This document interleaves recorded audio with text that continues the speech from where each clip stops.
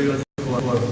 Дорогие братья и сестры, пока они установятся здесь, скрипачи, я расскажу один маленький рассказик. Вы знаете, мы часто забываем благодарить Бога, иногда что-то если происходит в жизни, мы думаем, это мы своими руками сделали, это мы так вот своим умом, своим разумом. Вы знаете, вот один человек ехал на иномарке и вот никак не мог припарковаться.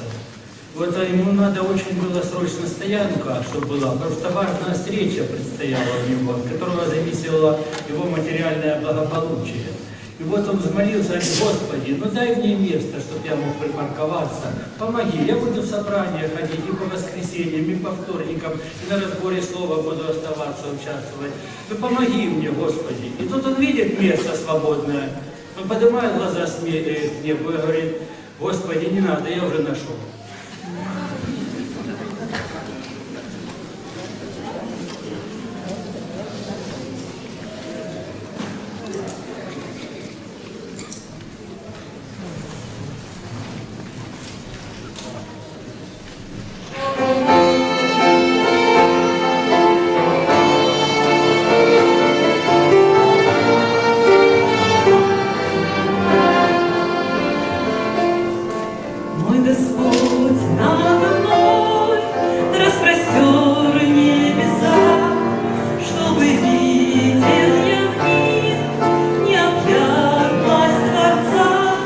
Чтобы помнить.